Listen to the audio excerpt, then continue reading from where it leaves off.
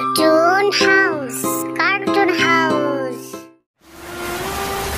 একদিন এক ভয়ঙ্কর ঝড়ের রাতে পাখিরা নিজেদের প্রাণ বাঁচানোর জন্য ছোটাছুটি করতে লাগলো। গভীর রাতে বিশাল কালবৈশাখী ঝড় হানা দিল, ওদের বাসা সব ভেঙে গেল। ওরা বাসাই রক্ষা করবে নাকি নিজেদের প্রাণ বাঁচাবে? এর মধ্যে অনেক পাখি তাদের বাবা মা সব কিছু হারালো। আর এই ঝড়ের মধ্যে ছোট্ট টুনি ওর মাকে হারিয়ে ফেলল, পড়ে গেল গভীর পানিতে। ঝড়ের পরের দিন সকালে ছোট্ট টুনি আবিষ্কার করলো সে এক ফসলের ক্ষেতের মাঠে পড়ে আছে। তারপর সে শুরু করলো ওর মাকে খোঁজা। এদিক ওদিক এগায়ে ওগায়ে ছোটাছুটি করে ওর মাকে খুঁজতে লাগলো।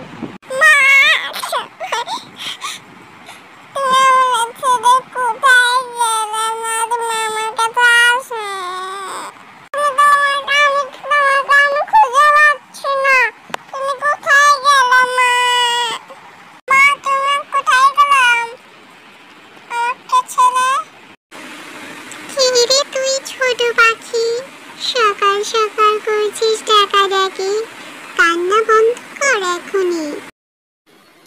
আমি হলাম ছোট্ট টুনি, কাঁদছি আমার মায়ের জন্য।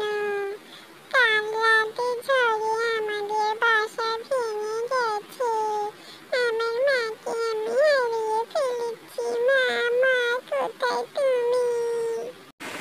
ও ঝড়ে পাশের গ্রামে অনেক ক্ষতি হয়ে গেছে রে। আমাদের গায়ে তেমন কিছু হয়নি, তাই ও গায়ে থেকে আমাদের গায়ে অনেক পাখি এসেছে। ওই যে দূরে বাড়িটাতে দেখেছিস, ওখানে কিছু পাখি আশ্রয় নিয়েছে। খোঁজ নিয়ে দেখ ওখানে তোর মা আছে কিনা। মা, মা কোথায় তুমি? আমি এসে পড়েছি তোমার ছোট্ট টুনি, মা। যে বাসাটাতে পাখিগুলো আশ্রয় নিয়েছিল, ছোট্ট টুনি ওখানে এসে ওর মা খোঁজ করতে লাগলো।